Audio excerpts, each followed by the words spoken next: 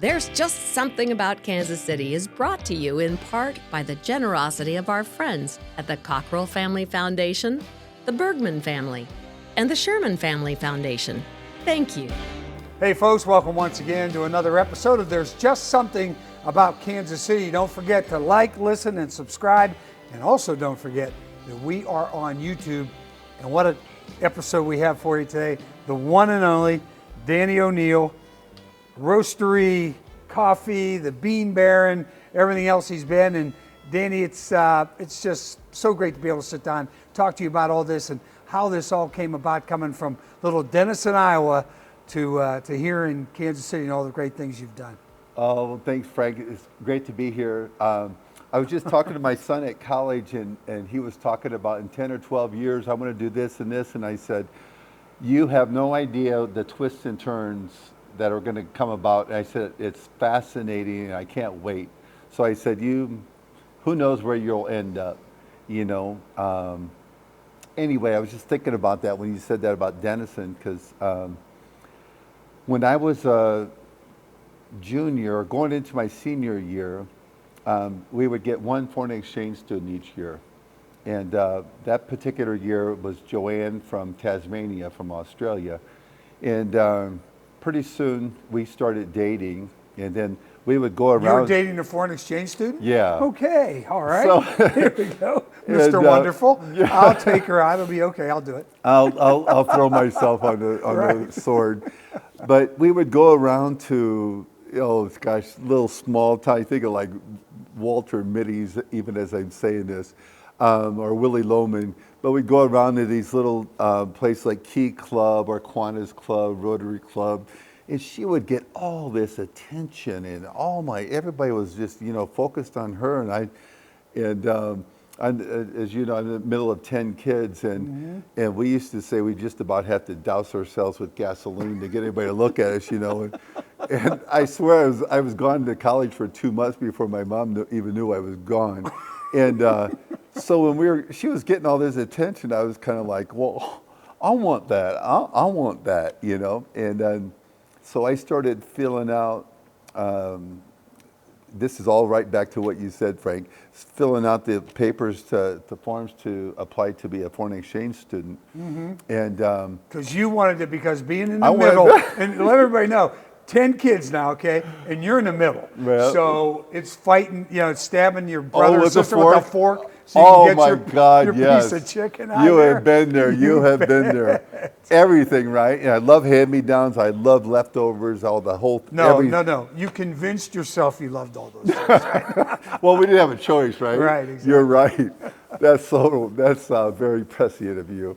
But anyway, so then about October, November of my senior year, I have to go to Sac City, which is about 40 minutes away, and I have to take my mom to one of these screenings.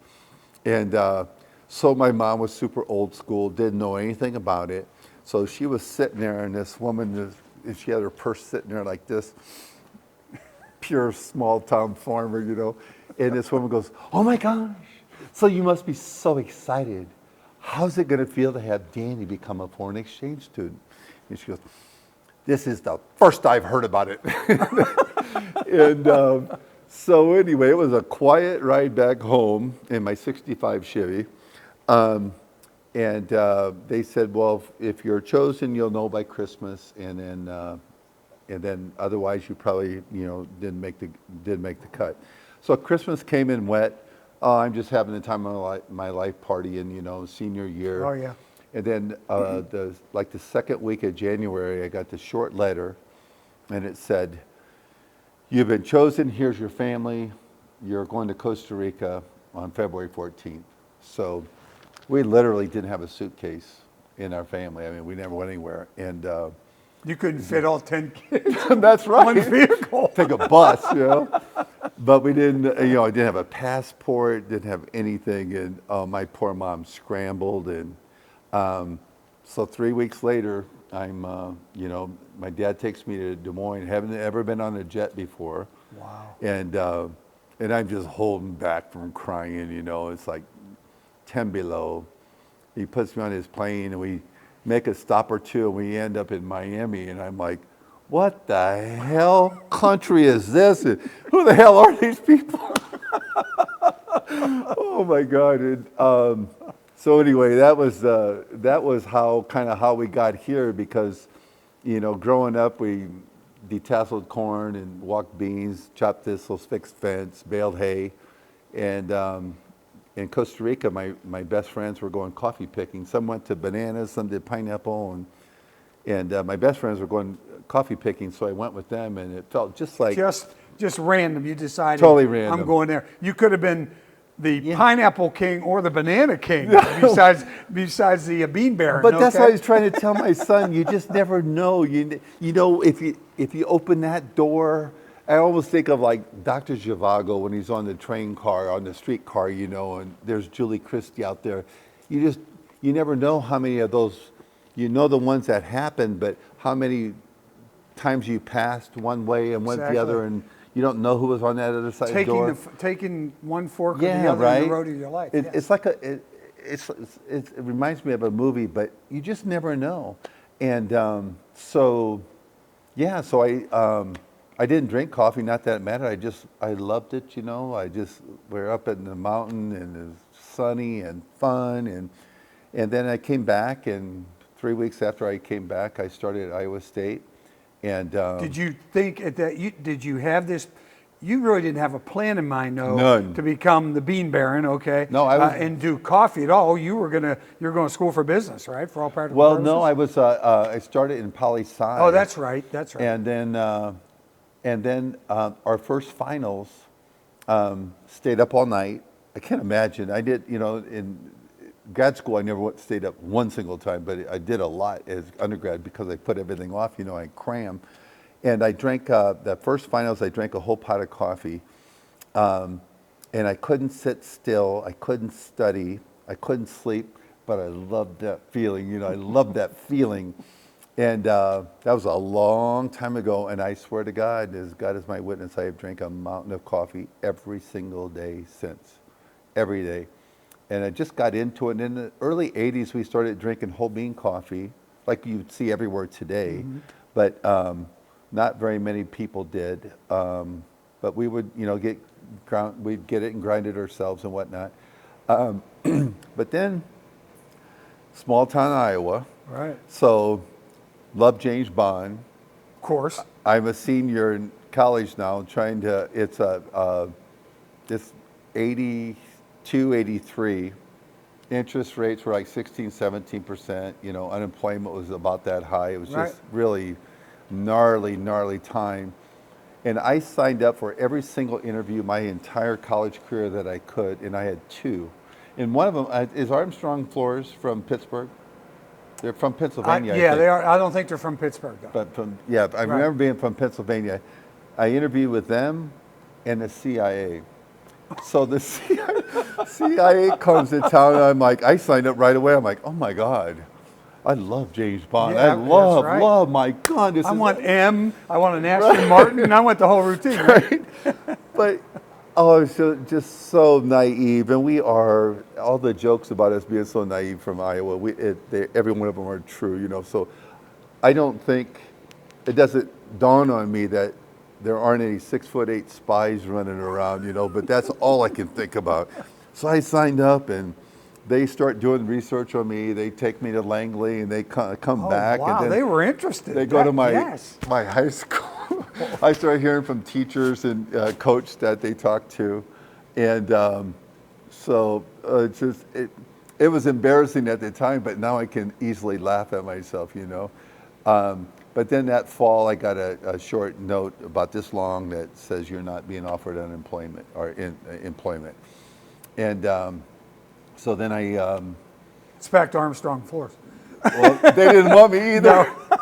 So I went to Omaha, and I started in sales, and that was in '83. And I basically have just pretty much one way or another, that's what I've done my whole life. Right. You spent some time in Rockhurst, though, too, right? Yeah, when I moved here, I transferred here in '91, and then went to Rockhurst. I moved in March, and then started in Rockhurst in the fall. Right. And then it's kind of interesting. excuse me, loved it. But I went to, when I graduated in '93, the economy was really gnarly then as well. But then, you look back now, there's a lot of studies on this. The entrepreneurs and new companies started are typically after somebody loses their job, after when the economy is horrible. And it kind of makes sense. If you have all these easy opportunities, you're probably going to be, want to take one of them. Right. But if you don't have a choice and the economy is bad, kind of what the hell, So, but I had gone to Russia a couple of times in '91 and '92, and that was only important because later I was interviewing for a job up in Seattle, and in this little boutique hotel I was staying at had a magazine in Seattle, and there was a guy in there that had a deal, a coffee roasting operation in Costa Rica and one in Russia, and I'm like, well, I'm supposed to go to work for him. There's no doubt in my mind. So I chase him, and he's out in Montana. R.C. Beale, super cool, neat guy, and that summer then I went out and spent a week with him. But he had a really great business going, and he didn't want somebody come in and shaking everything up. Right. Yeah, trying to expand and doing all these I other things. ready for to kill him. So I came back here, excuse me, and then I thought, God, I want to start a coffee business, and everybody just, They must have thought you were insane. They did, but I had been, I've been in the whole bean coffee since '83, '82, and I was headquartered when I worked for Weyerhaeuser up in Seattle, so we had Starbucks in our cafeteria back when Starbucks was really good. In just the Starbucks, mid-'80s. just small. At Yeah, that point. very Yeah, small. very small. 13 stores maybe, and so anyway, so everybody's response so scared me. They were like, "Yep, make a living after that." Oh yeah, coffee. And in '93, there were like 2 coffee shops in Kansas City, And then I thought, oh no, they're right. So I started signing up for United Nations Volunteer Program and Peace Corps, because I thought, if I don't make it, I don't want everybody saying, I knew you would make it, I knew you would make it. I thought, I'll just be a coward and leave the country and go volunteer in another won't country. find me and now. nobody will know. And I won't have to face that, But then, so that was, August, September, and I had my first roaster. I went out in Corvallis, Oregon, and spent a week with the guy that made these roasters. And Yeah, so you decide to get in it. Yeah. And you have a home in Brookside, right? Yeah. At that point, and you just decide, okay, I'm gonna put together all my life savings, which Yeah. wasn't much at the time, right? No. Under $20,000. Yeah. To start your own business, and the first thing you do is go to Corvallis, Oregon, and buy a giant roaster, which wouldn't even fit in the house, right? Right. I had that, again, a typical entrepreneur. Every entrepreneur you talk to, they can just rattle off all the stupid things they did in a hurry because that would have taken me like a second to measure the door frame, but it was too big a hurry. It's like,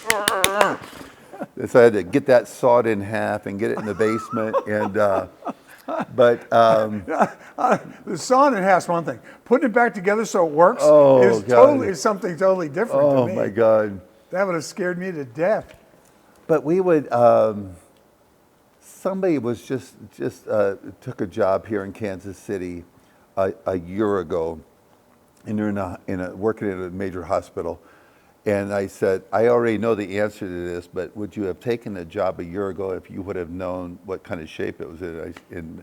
Oh yeah, have you talked to Dan Hesse? You got to talk to Dan. Yes, we have him on our list too, yeah. Because I asked him one time about Sprint, and he goes, Yes, "Oh heavens, I know. no!" And then Randy from the zoo, he came from Henry Dorley Zoo, and in Omaha. I asked him if he knew what kind of shape the zoo was in, would he have taken? He goes, "Oh heavens, no, heavens, no." He's done a great job, though. Yeah. Oh my God, he They've did done a a great job. great job. So, but that, I mean, nobody knows how hard it is, and I think probably having kids is the same thing. You know, it's similar. It's always, I always think about that. Nobody can fully prepare you. You just got to do it and live it, you know, and make the best plan that you can. But inevitably, if you think back when you first had kids, it's like, oh my God, nobody told us about this shit. Oh my God, and 2 hours? My wife came in, I sleep like a rock. And my wife the came, coffee. yeah, totally right. She came in one time and she said, I got to do this. I can't. I think Terry had diarrhea or throwing up all or something. So he is probably 6 or 7 months old. She said, just hang on to him while I change the bed, the bedding and stuff. So I was there, and then she did her thing, and she came back in, and I'm laying like this out. Terry's laying down on the bed. I couldn't stay awake for like 2 minutes, you know. But we went through all that kind of stuff, you know, having kids like everybody else does, and that's just how it is starting a company, you know. And I think probably like a career like yours, if you think back, you know, what they had you do when you first started, and right, I remember very well all the jokes and everything else, you know, and but my gosh, it was just something. It was, you know, the way it started. First of all, I donated, like Kansas City has this great philanthropic community, right? So you donate something, and then all the committees hear about it, and so everybody's calling you. So the first, you know, several weeks, if not months, almost all of our coffee was donated because I didn't have any customers, you know. Right. And, but again, this is 93, so I had my phone, the landline, forwarded to a pager. And so I would be out. You're in Brookside still. You're in your home. Yeah. You're in the basement, right? I was out driving around, you know, calling, just knocking on doors. I hadn't lived here very long, and I probably didn't know 30 people in Kansas City. And just knocking on doors like crazy. And so the pager would go off if somebody were to call, which they didn't very much. So I would drive to a payphone. I knew where every payphone was in Kansas City. And I would retrieve the message, then call the person back. And then if they ordered, God forbid, I ran to Brookside as fast as I can, went down the basement, roasted their coffee, and took it to them. The first time that happened, it was the espresso cart in KU Med. Yeah. Pam Murphy was her name. She had one there and in St. Luke's. And so she ordered 10 pounds of coffee, and I'm driving down State Line Road, just shaking. Go to the basement. Yep, exactly. It was 10 pounds. It was like, oh my God. So I roasted it, packed it, and went back maybe an hour and a half later. And she goes, well, what's that? And I said, it's your coffee. And she goes, where'd you get it? And I said, in my basement. And, you know, and I'm like, what's up? I said, this. She goes, it's still warm. I said, yeah. And I said, I just roasted it.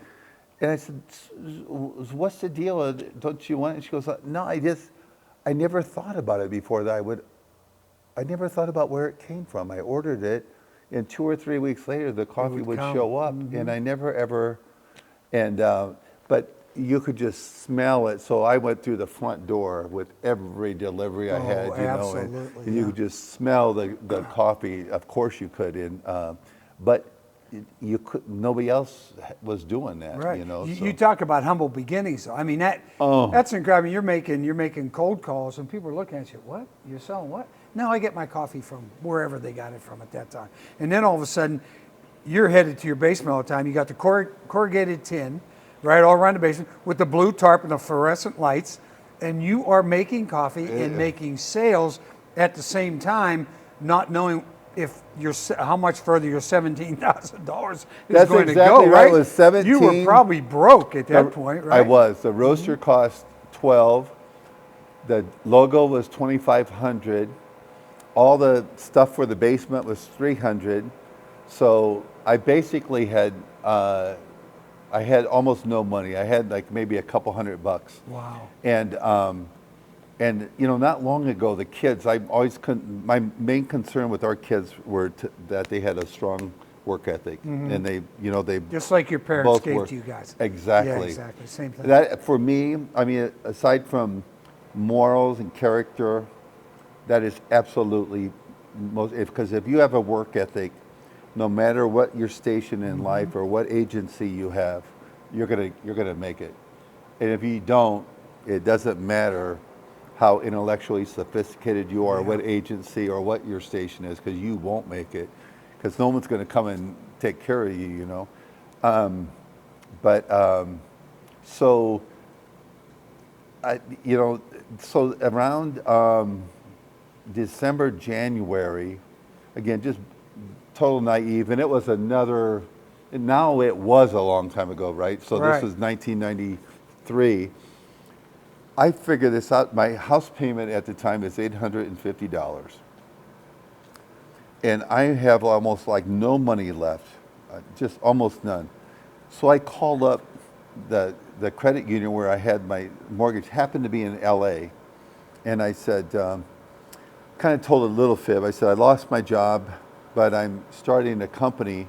And but if I keep making my house payment, I'm not going to have any money to start my company. Right. And this woman is real nice, but she's real incredulous. She's like, well, you can't not make your house payment. And I said, well, I could not make my house payment. And she said, well, you'd lose your house. Just real matter-of-factly. And I said, well, this is stupid because I'm not going to have any money. And she goes, well, what are you thinking? I said, well, just maybe not make my house payment for a couple of months, 3 months. And she goes, well, you can't just do that. We'd have to set it up, and then you have to make payment and a half until you get caught up. And I said, okay. So she set it up until March. But in March of 1994, there was a big earthquake in LA. Los Angeles, that's right. And where that office was, where my mortgage was sitting, was in that rubble. So March came and went, April came and went, May comes, and we get a phone call. And Mary was helping us at the time, and she said, you need to call so-and-so. And so I called, and I still remember I'm sitting there ready to wax on, and she's just, this is a Rottweiler now, not that nice person I had. Not, she's not the golden retriever. No, not the golden. She's a pit bull. So she said, it is Wednesday, and on Friday, if we don't have that, you will lose your house. And that's how close I came. Wow, 2 days. Yep. But kind of what we were talking about before, had I not called and just been so honest, such an idiot and naive, and honest, I would never, and had there not been that earthquake, we never would have made it. Do you ever look at it and just go, thanks?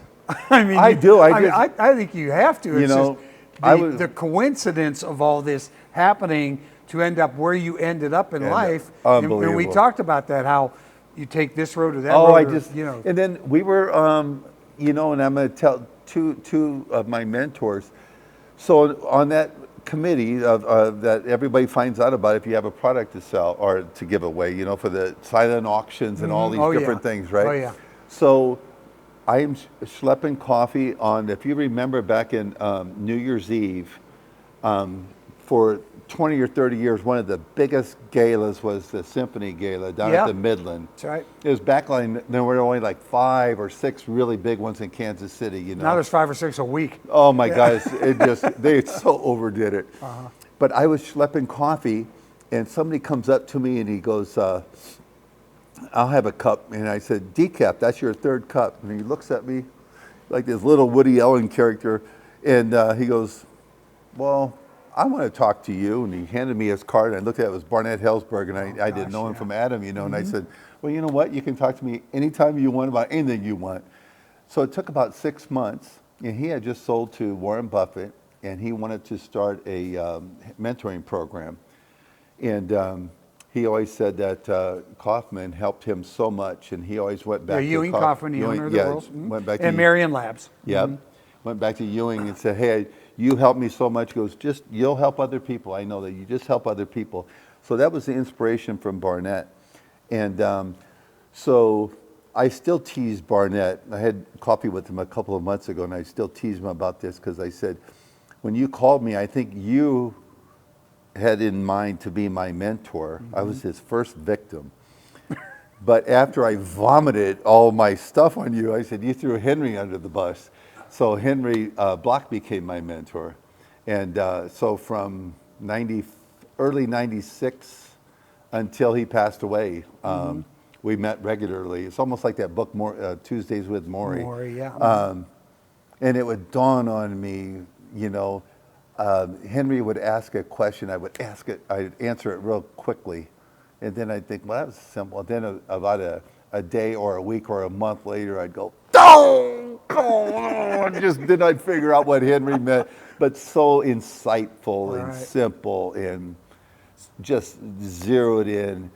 But to your point, and I never, ever thought anything but about being lucky. Even from a small town with no money, we had the world by the butt. We didn't know any better. We had, football and girls and motorcycles, and we always had the farm to work on and had, money to make and paper routes. And I always felt that we were lucky. And then Barnett and Henry nonstop would talk about how lucky they were and how lucky they were. Yeah, right. And Henry was just like me going up and down Main Street, or I was just like him, I should say. He had $50 a month GI Bill, and he was trying to do a book. He didn't know anything about bookkeeping or accounting or anything else. And he had just seen something. So he got busy enough. I don't know if you knew that story. He got busy enough. So he put an ad in the paper, and he wanted help, and his mom saw it. And his mom said, well, Henry, you know who you should hire is your brother Richard. And that's how he hired, and that became the H&R Block. Yes. And again, this has nothing to do with this, but fast forward, I just loved hearing his stories. He was in the military. He signed up to be a pilot. He had, gone to Michigan, and maybe he was still at Michigan, but he signed up to be a pilot. Well, his mom finds out. She reads an article about how many pilots are dying. She calls the general and gives the general an earful, and the general moved him to navigator. Isn't that something? Can you imagine the world at that time? Yeah, that your mom could think she's going to call. I'm And going to she call did. the brigadier general up at that 5-star. I'm going to give him a piece of my mind. Of course, Henry, everybody's dream was to be a pilot, not a navigator, but Henry just, buckled down and became a navigator, did 31 or 33 missions. Yeah, he did, yeah. He's a hero, that's for sure. But you just think about the names you just said in this city, with H&R Block and the two blocks. What other city can you Barnett imagine? Hellsberg with Hellsberg, jewelry. And hearing all about Warren Buffett stories. Yes. Can you imagine in New York or Dallas, or not to take anything away from those cities, you would never have that opportunity. They would just go, no. There was a writer here in town for the Star, Lou Jane Temple, and she found out about me in the basement, and so did an interview with me in January of '94, and she goes, you should call Fred Ball. He loves entrepreneurs. I thought, yeah. I can't call Fred Ball. Oh no, call him. So I call Fred. He calls me back, leaves me a voicemail, and then calls me back again before I can call him back and said, well, we're in the middle of looking at a bunch of food barns that they're selling. And so really busy right now, but we would love to talk to you.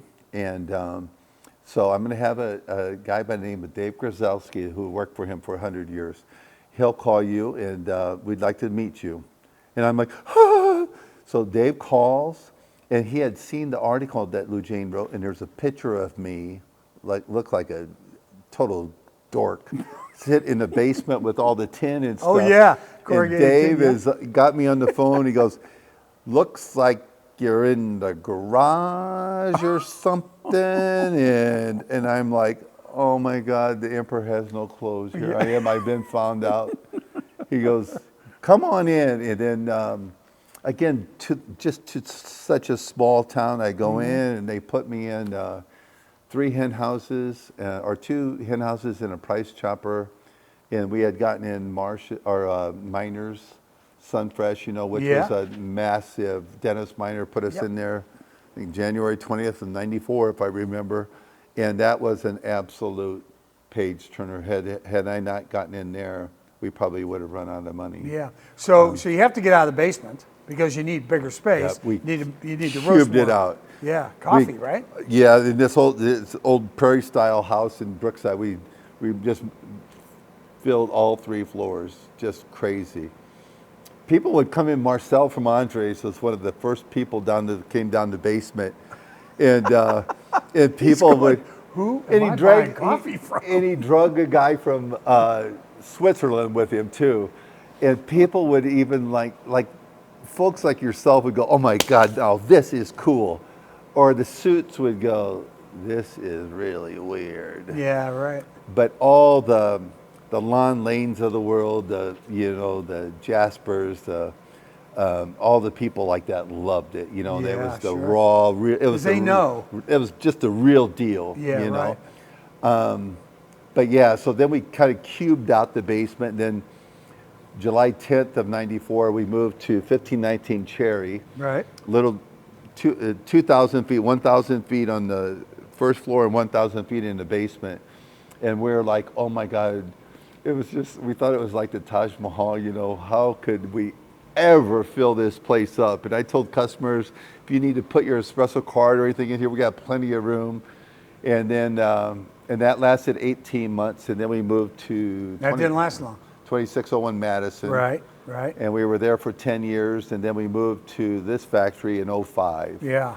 And then, then it was Yeah. crazy. So your first touch of coffee ever was Costa Rica, okay, which obviously Picking makes picking it. But that was your first contact with coffee. And then you went off and did your thing, and all of a sudden now you're in the coffee business. How did you start? Where did you get your original beans from? Where did you get your original coffee from? Well, again, just to start. totally, just because it was just absolutely blind happenstance luck.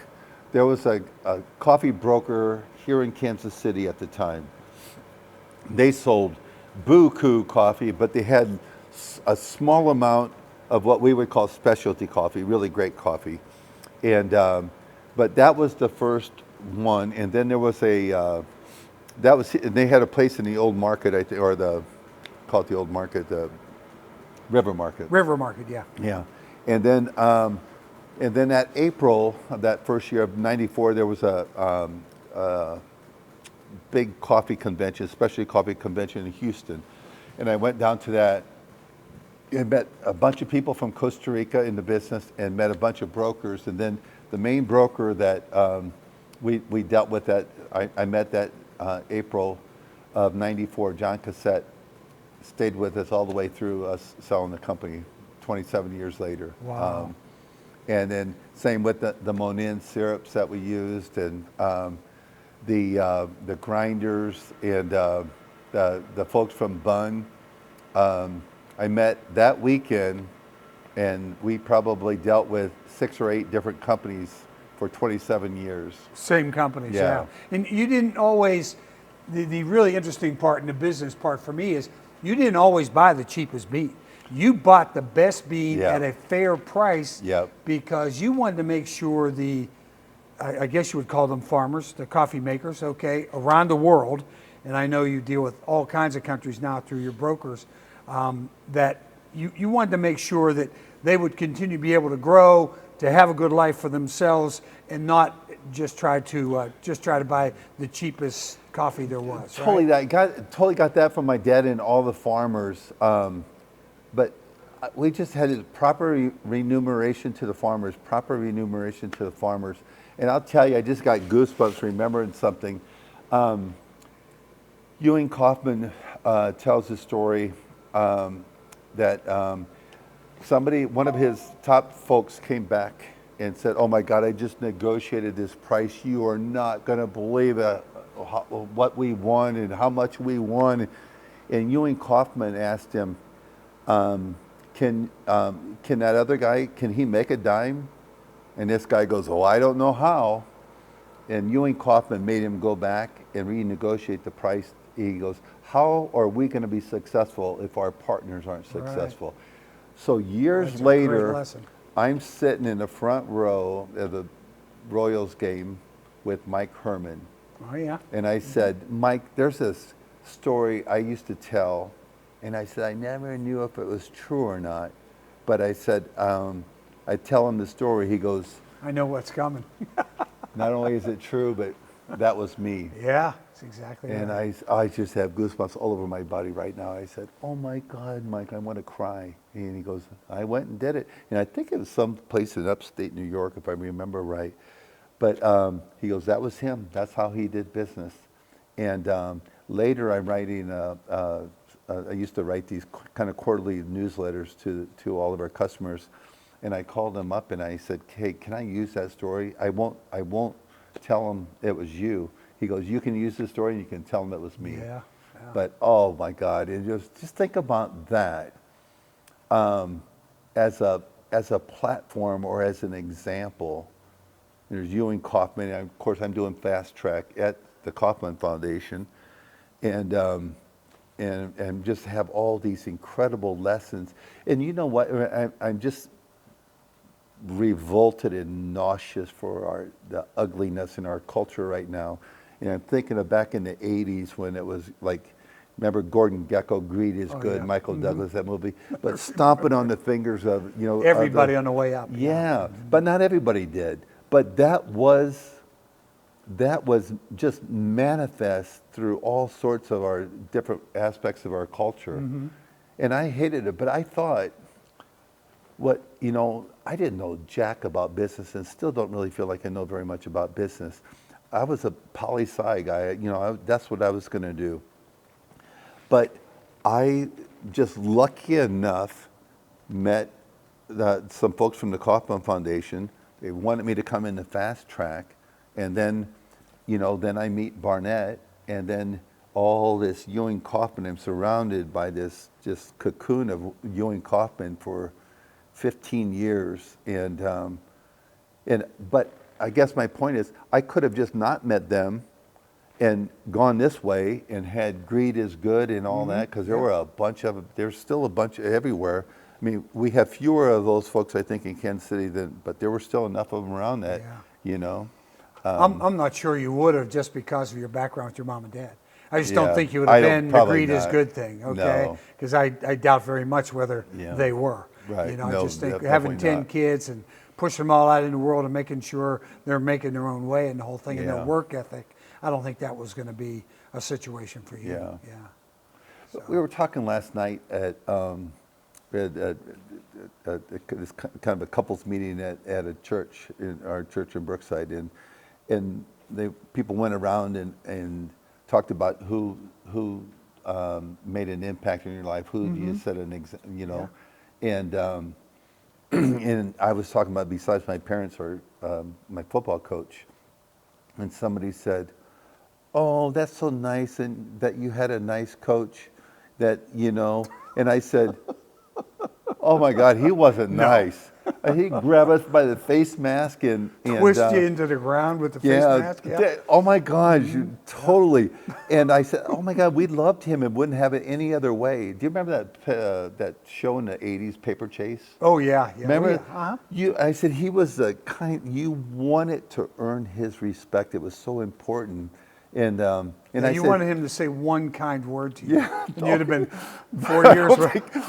That's it. I don't anything. think we ever got it, but that was the last time he yelled at me was 1977.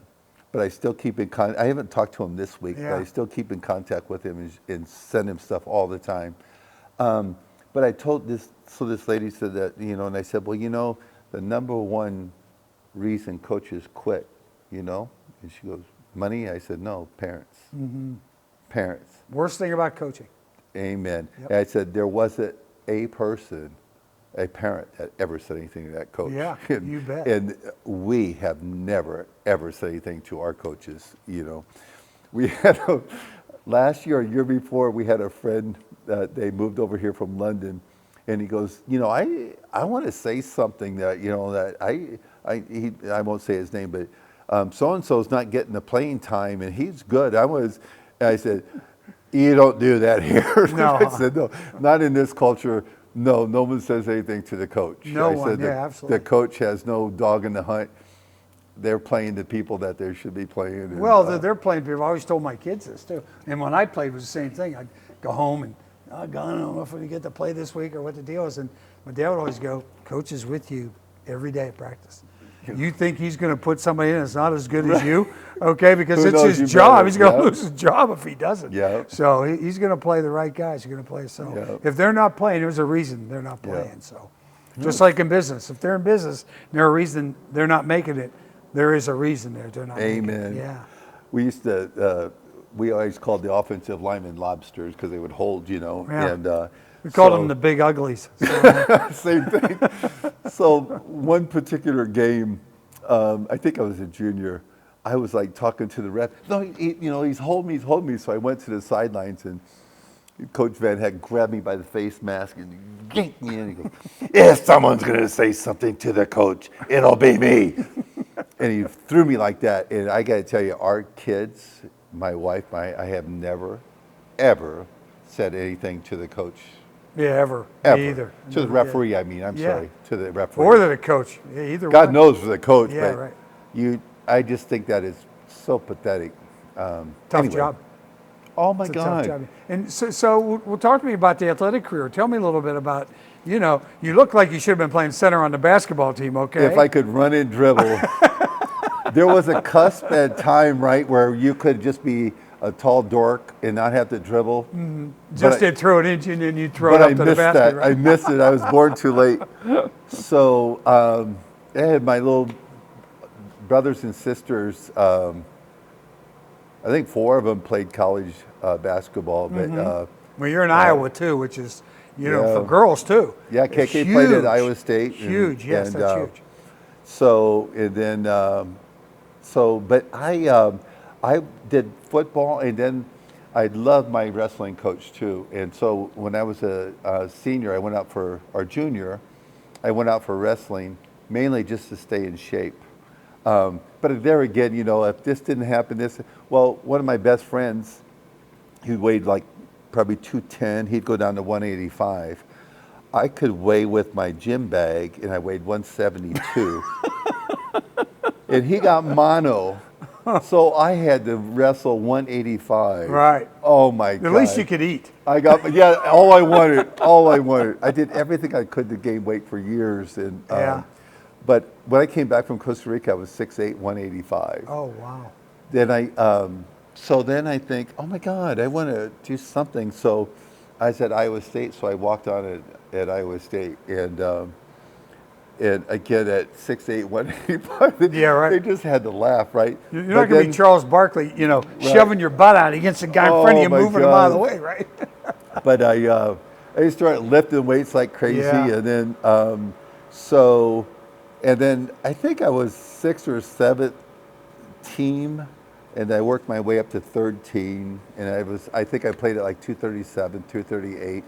And that's where we had Dwayne Crutchfield. I don't know, Oh, yeah, I remember remember him. that name, yes. He absolutely ran me over. I got to where I could tackle him, but the first time, oh my God, I just felt like a truck hit me. Yeah. Just completely splattered me in practice, Sure. But yeah, so I loved it, and then but we had 3-a-days during August, and then during practice or during the fall, I remember saying we need to move practice up to 2 o'clock. Is that going to be a problem for anybody? And everybody went around, nope. And I said, so, dipshit from Denison, I have econ at and again, this is 1980. Everybody just looked at me. Yeah. 2 o'clock, and but I don't regret it. But after 2 years, I moved on. Yeah, And, sure. But it was such an awakening, and it was. I remember standing in line. I'm all excited that this is 1988. Still filmed every play of every practice and all set, all around the field. And we never did that in practice. But so I'm in line, and I'm watching, and there's two guys doing a drill, and then I look again, and it's gone before I can even see what the hell I'm supposed to do. So I got out of line and went to the back of the line so I could see like 3 or 4 more. That's how it was, and that was. That sounds like the Oklahoma drill. That's the old Oklahoma drill. All of our guys were from Oklahoma too, Donnie Duncan and exactly, all of them, right? But it was so fast and brutal. Oh, No, they don't do that anymore. That was cause concussions and I had this fights. It starts fights. That's for those who don't know about the Oklahoma drill, whole team gets in a circle.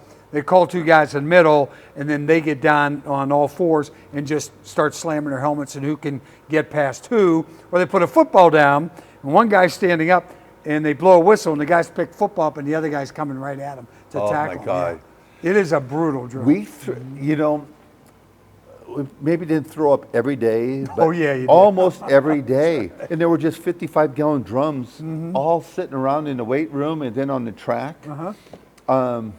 And then we all chewed, and all the coaches chewed. So we would, You're spitting, puking, and chewing. on artificial turf. Yes. So we were infected from August till November. Everything got infected every day. Oh, yeah. And no one said anything. No one thought about it. No one didn't even talk about it. No. It's just the way it was. But it was now I would think about it, but back then you didn't, and God knows you didn't say anything. Yeah, right. That was tough. It was tough. But when you look around, going from that to your man cave here at Roasterie, what about the building next door in the DC3, which is named Betty? That's what everybody probably wants to know about. After your mom, correct? Yeah. God love her. And just old Betty, the DC3 over there. Yeah. What was the thought? I know you collect so many things. This man cave is just incredible. But what was your thinking when you get a DC3 on top of my building? I was fascinated. Oh, there's another, if not for this, just crazy small town. So I've just always been infatuated with airplanes and just loved airplanes, and then Art Deco. Right. Love Art Deco. By the way, we're sitting in 2 Sikorsky helicopter chairs here. Yeah, love these. Love anything to do with airplanes, Yeah. So I was thinking, gosh, I'd love to get an airplane and put it on top of the roof. And so first you're gonna go, why? I never even dawned. If you held a gun to my head, I couldn't even tell you why. It never dawned on me not to do that. Okay. In fact, there's an awning out here that looks like a DC3 that we got in our building in 1996 when we were way short of having enough money to buy a DC3. So we made it look like an awning, or a DC3, and that was our awning for 10 years. So we did 2 fun stories. So we find out that I'm getting a DC3, and we're upgrading our logo, and let's say this is the early 2000s. So we started with the DC3 because I wanted an airplane, loved that airplane, and that came from Jimmy Costa. There was a company in town called Basta Costa, and he was the one that put the airplane in there. I used to have the kind of the Art Deco design of the Kansas City Power and Light building. And Jimmy was the one that put that in. He goes, I just think airplane, air roasted, the way you roast is so unique. Nobody does that. Nobody knows what that is. So airplane, air roasted. So, and it was a DC3, and I loved it. And then, so we're real involved with the symphony ever since, I met Barnett in 1995 down there. And when they're building the Kaufman Center, the Kaufman Performing Arts, we're down there 20, 30 different times, and then doing tours and doing this and doing that, and we created the blend, and we did a name your seat kind of a fundraiser thing, and then the kids put their handprints on the wall, for fundraising, and then we're down there to meet your seat one time, and I have my iPad with me, and somebody said, "Oh, there's the mayor," and I go, "Honey, I gotta go," and so I run over, and I have a picture of the plane, and I said, "Mr. Mayor, I want to." He goes, "Oh, Danny," he was a Rockhurst guy, and I said, I just love to do this. He goes, I like that plane. So close it up, go back, and then we start trudging down to City Hall to get that done. And you can imagine the brain damage going through all that kind of stuff. I can't imagine. And I would just be trying to get that passed. Stupid. You know, there's this expression, be smart enough to know when to be stupid, you know, and I would always act like a dumb, like just a dipshit from my way. So I don't know, but boy, the mayor sure loves that. The mayor sure loves it. I don't know, but, you know, well, how are we going to do, well, how would you do this? I said, I don't know. But God, the mayor just really loved it, and I liked it, and everybody likes it. And that's how that, you know, that's how we ended up kind of just pushing that thing through. But the architect, Atelier Architecture, Elizabeth, she's the one that deserves the credit, because I said I don't want it stuck on there like a hot dog. I don't want to desecrate the plane in any way. And so she goes, we were doing a whole bunch of stuff, you know, remodeling and the airplane was just kind of the icing on the cake, almost, you know, literally. And she goes, wait, one more thing. And she took a sheet off this big mural, or what do you call it, a drawing, and it was the runway, and I was like, oh my God, that's it. That is it. And so she did created the whole that. thing, right? Yeah, you probably had to reinforce the roof and all the way down. 33,000 pounds. Is that what? Well, it only weighs 18,300 pounds. Okay. But the uplift forces are huge. Okay. So they had to go all the way down through the downforce. Yeah. Yeah, exactly that, to go in, auger in down through the factory floor and into the ground. But before that, we opened up Leewood. The Leewood Cafe, 119th and Row, and we had a great big huge mural of not even a mural, it was actually a photograph of a DC-3. Well, one of the, somebody that I knew came in with Bob Dodson from Dodson Aviation out in Rantoul, and he had 3 or 4 DC-3s. But anyway, he saw that, he goes, I want to meet that guy. He's just like 5'0" guy, just walking around like this. And so this guy, this friend of mine, Dave, said, hey, this guy wants to meet you, and he's got a DC-3, I think. I said, oh my God, I would love to see one. So we drove out there, and I said, oh my God, it was always a dream to have a DC-3. He said, yeah, what would you do with it? And I said, just put it on a roof, just look at it, stare at it. And so I want to say, a month and a half later, we owned that DC-3. Wow. And then and he's let me have it because he said, well, you don't want this, and I said, I want every single thing in there the same as its last flight. He goes, the radios and all this shit. I said, everything. So if you would ever look in there, yeah, every single thing, every flight control, radio, instrument is exactly as it was its last flight. Wow. And you have another one too, correct? Or we had did, one, right? yeah, we did at the farm. We had a farm, C-47, yeah. And then we donated that to the Airline History Museum in Topeka. Okay. And they're going to make a spooky out of it. Oh yeah, okay. Do you know that plane that they created in Vietnam? Yeah, the old plane. They call it Puff the Magic Dragon. Puff the Magic Dragon. It was the most feared weapon that from the Vietnamese that we had. There was one other thing though, Frank, on the plane. Oh, maybe that was it. With had I not met Bob Dodson, we wouldn't have had a plane, and had I not, you know. So the one of those magic moments. Yeah, exactly. And you know what so many of them were? Like, I call them like tipping points, but they're magic moments, and they are all of that. Probably the vast majority of them were at charity events. Yeah. You know? Sure. And I don't know how it is today, because in the last 4 or 5 years, I've kind of, you know, I'm not as involved like I was, but you said 3 or 4 times a week, but we typically, I know you did too, because I heard you many times. Yeah. I can't imagine how many of those you worked and emceed. Yeah, right. But there were so many of them, but that was our, I met Ben and Jerry one time. And and we didn't have any money. They were handing out Peace Pops at Notre Dame one weekend. And then I saw them in Chicago when their coffee, buzz, buzz, buzz ice cream came out. They were handing out ice cream. And I thought, well, we didn't have any money, so that's where I did the coffee. We did hundreds and hundreds of thousands of free cups of coffee everywhere.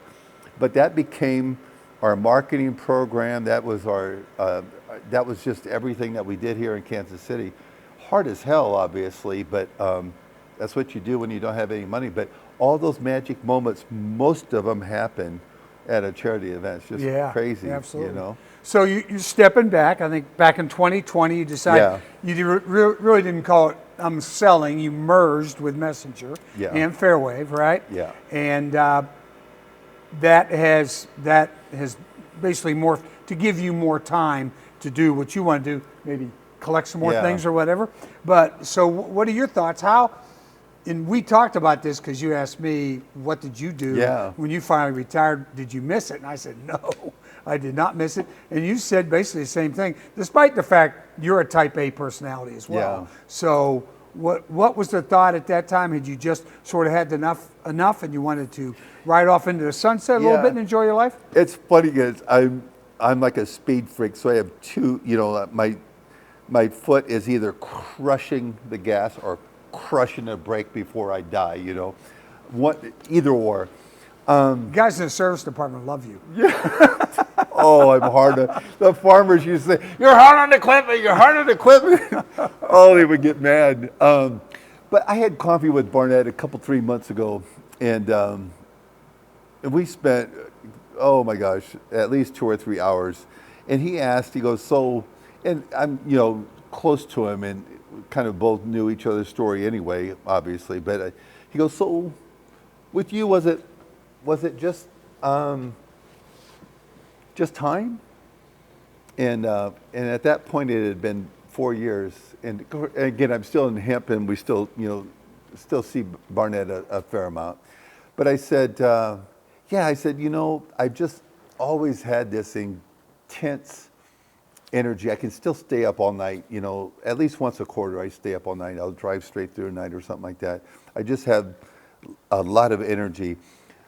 But if it's not fun, I'm like the biggest pussy in the room. I am gone, I used to tell Sly James, I used to say I can evaporate out of a room just like you now. He could just disappear. I think, look how big he is. How does he do that? He'd be gone. And then, but I've always known that about myself, if it's not fun. Yeah. Like in the early 80s, you kept a job, and even back then, you kept a job for 10, 15 years. Easy, sure. And I had 4 jobs in 4 years, and all my brothers and sisters were just, they're mocking me. And they're going, that doesn't look good on your resume. No, I didn't get any kudos from anybody, but if it's not fun, I am just like a wimp. And so it became not fun, as it does for a lot of people. There's folks like, like maybe Bill Dunn Sr. and Henry Block, that it's just fun right till the end, or they still get joy. But, Barnett would always say, what got you here isn't going to be what gets you there. Right. And Neil Patterson was a mentor too, and he's one that went all the way through.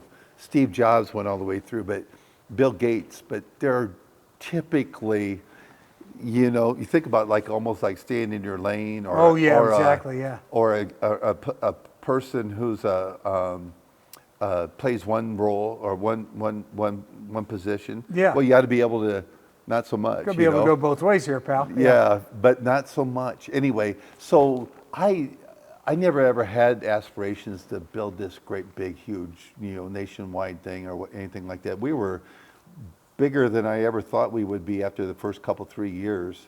So it was always for fun.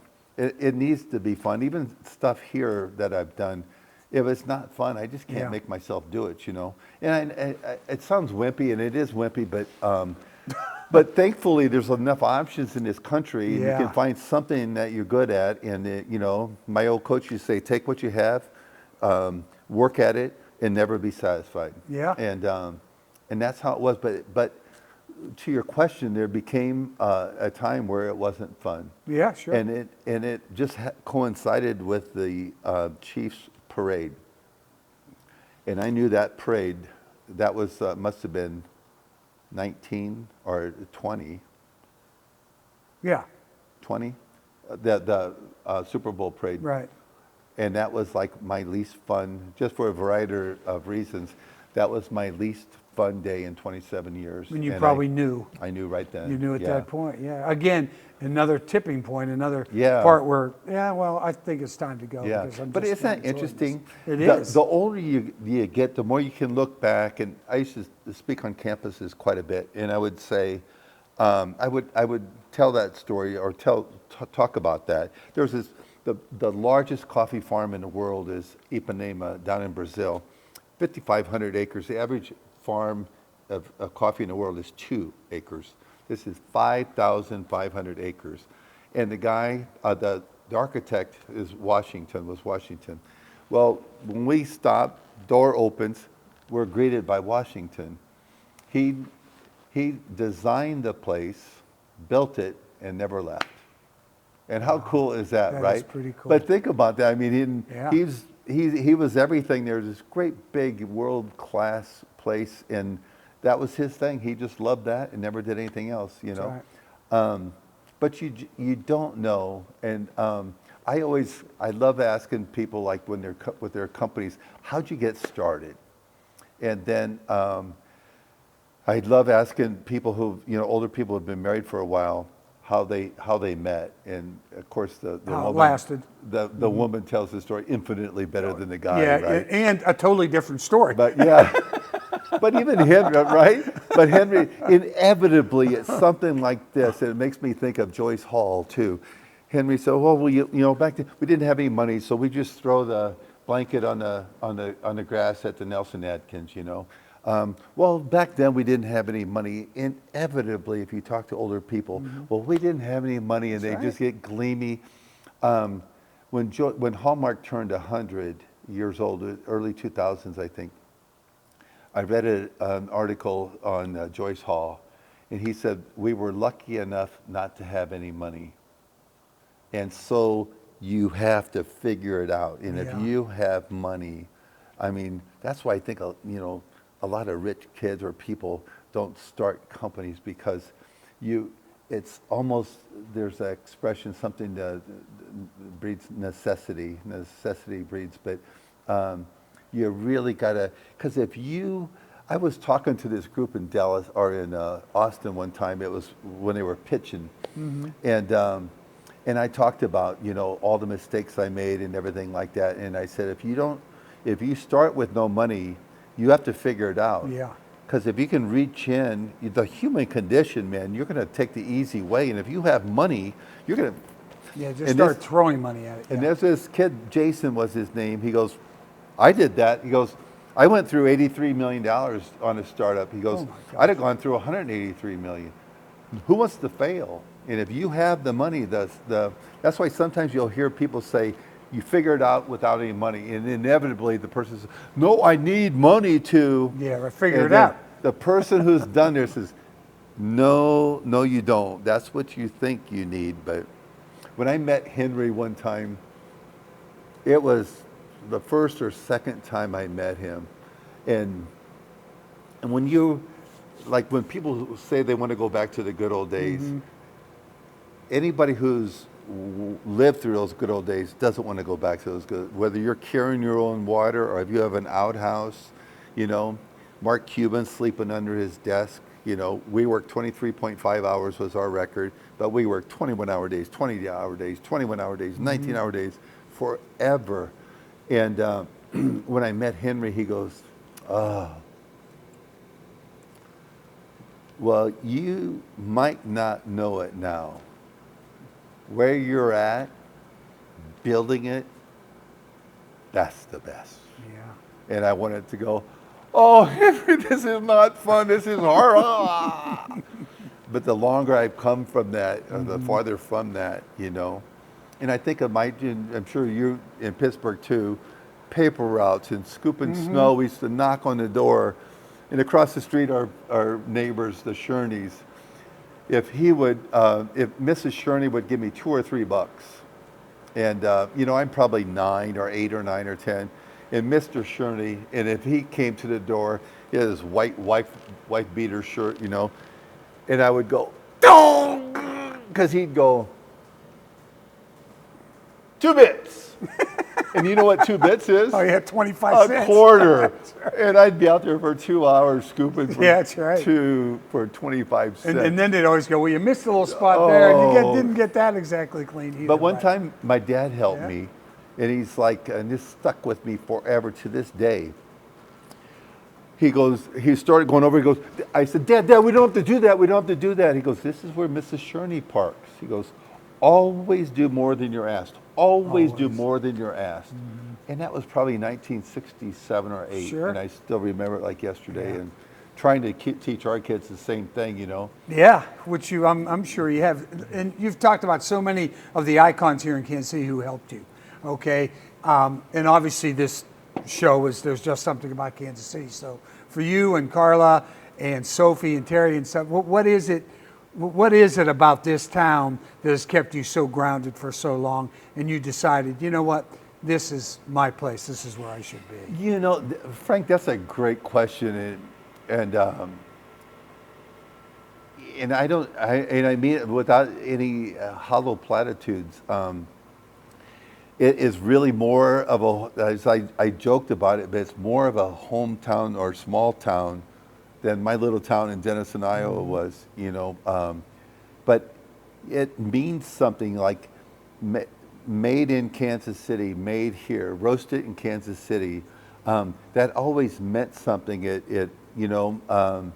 And I could talk to anybody. There was one person, and I still have my Franklin planners from 1987 to 1999, every single one. You are a hoarder, you realize, right? No, okay, all right. I like to think you're a little bit on the hoarding spectrum. Collector.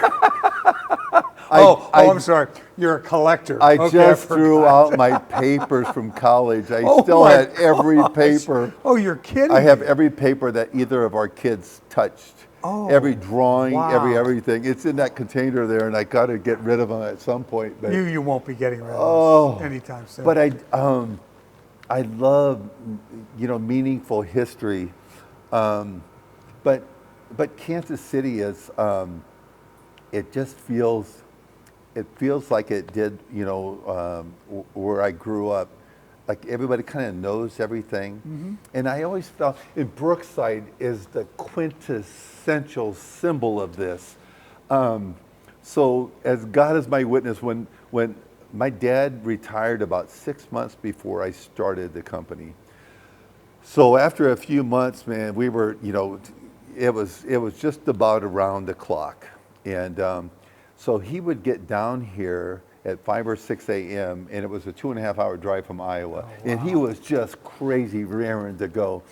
And so we took because he had something to do. Yeah, he was just so excited. So we would, I remember it being really cold. So let's say it's December, it doesn't matter. And we were coming in from taking our Chewy, our dog, for a walk.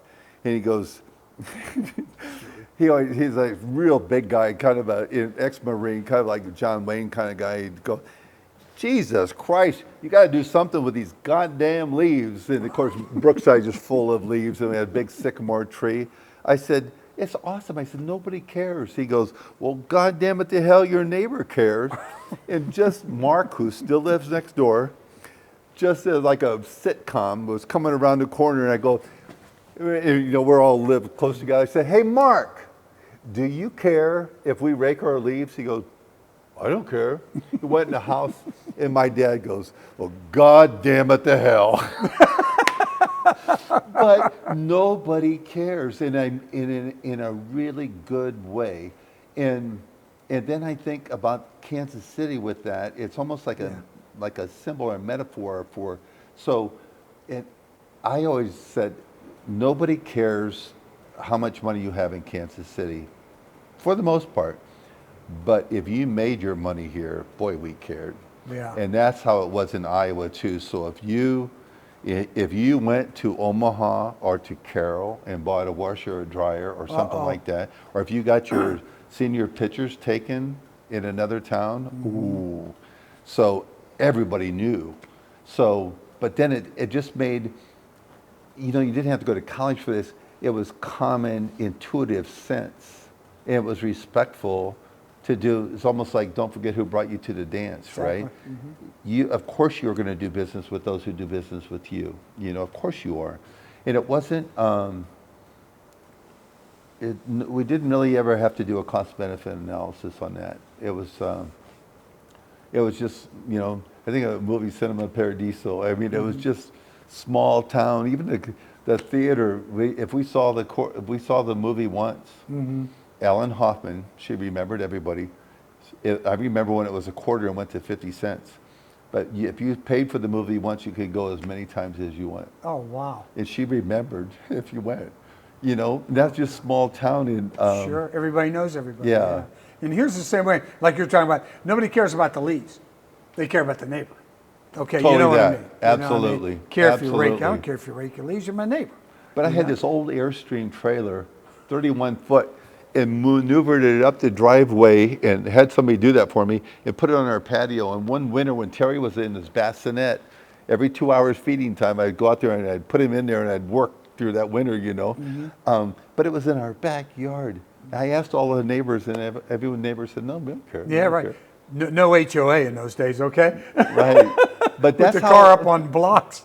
that's how Kansas City is. And I don't think, I never ever felt it like, I never thought it was to a fault, We obviously have great pride in our sports teams, in our barbecue, and how nice people are, and I think we have it where it counts, and so it was just like it was obviously bigger, but the values and everything that I felt. I could just tell you dozens of stories how I did business because I didn't know any better. Yeah, and, right. Delivering coffee in the front door of the grocery store and putting it on the shelf and walking out. And, And happy to do it. But I mean, you can't do that, right? I mean, you have to go in the back door and they have to check you in and stuff like that. Right. But I didn't know that. And they were still paying the bills. Sure they were. Until they finally said, hey, you can't do that anymore. You got to come through the back door. Oh, my God. Which is probably just the time you start thinking about, you know what, maybe it's time for me. Yeah, oh my God. Maybe it's just time for me. But again, I mean, think about the owner of the grocery store goes, you can't do that. And I said, well, do you want me to do? He goes, go in the back door like everybody else. How do I know? How do I know that that coffee was put on a shelf? And you know what I said? Because I put it there. That's right. And he paid the bill. But think about that in Chicago or San Francisco or, oh my God, there's just 100 ways, 1,000 ways I never would have made it anywhere else. You know? Bet. But you did make it here, and we're certainly glad you stayed. Oh, man. And you're a Kansas Citian through and through.